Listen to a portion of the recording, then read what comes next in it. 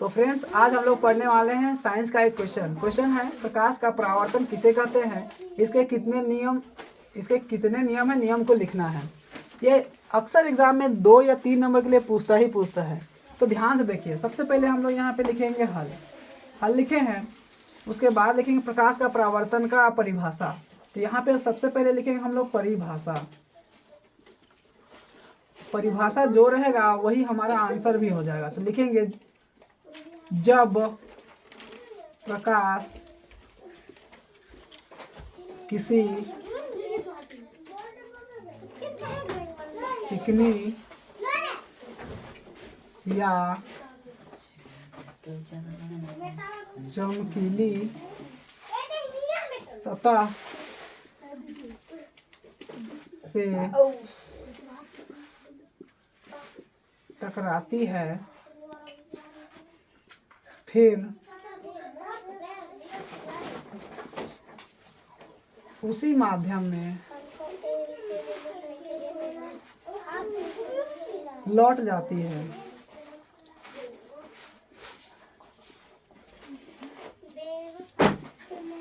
जिसे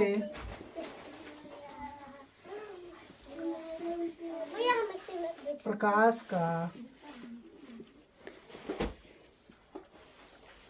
परावर्तन कहते हैं। ये हो गया हमारा परिभाषा यहाँ से यहाँ तक का। अब बोला है इसके कितने नियम हैं। इसके नियम को लिखना है। तो नियम के लिए हम लोग चलेंगे, सबसे पहले एक फिगर बना लेंगे। ये भी के आकार का बना लेंगे और यहाँ से एक दर्पण बना लेंगे हम लोग। ये दर्पण है, इसको मान लेंगे हम लोग एम, इसको मान लेंगे एम डैश। इसको बोलते हैं हम लोग आपतित किरण,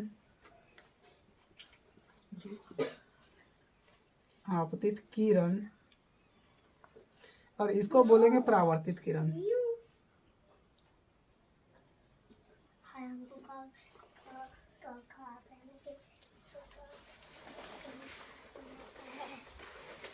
अब यहाँ पे एक लंब ले लेंगे हम लोग जो 90 डिग्री होगा। इसका बोलते हैं हम लोग इसको आई और इसको बोलते हैं हम लोग आर। ठीक है। अब हम लोग चलेंगे आगे। इसको हम लोग मान लेंगे एम तो मान चुके हैं। इसको हम लोग एन मान लेंगे तो आसानी हो जाएगा। अब लिखेंगे हम लोग यहाँ पे नियम।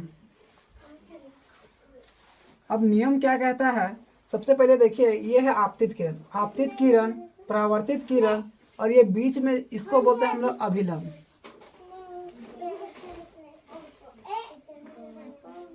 ये हमेशा हमारा 90 डिग्री का होता है, 90 डिग्री का एंगल बनाता है, इसीलिए इसको हम लोग अभिलंब कहते हैं। तो नियम नंबर 1 ये होगा, पहले लिखेंगे आपतित किरण,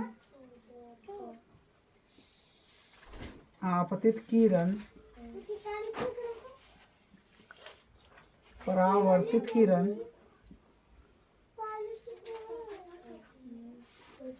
तथा बीच में डाला गया अभिलंब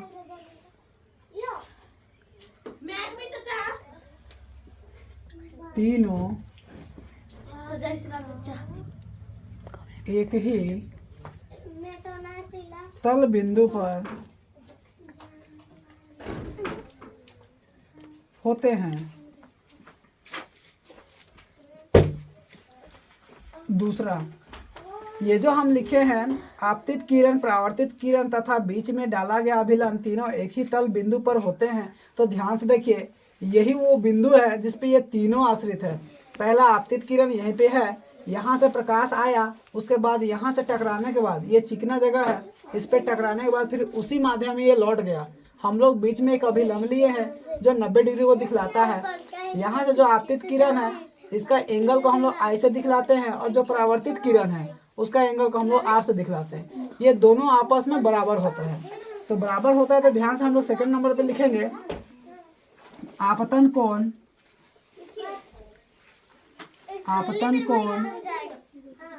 सदैव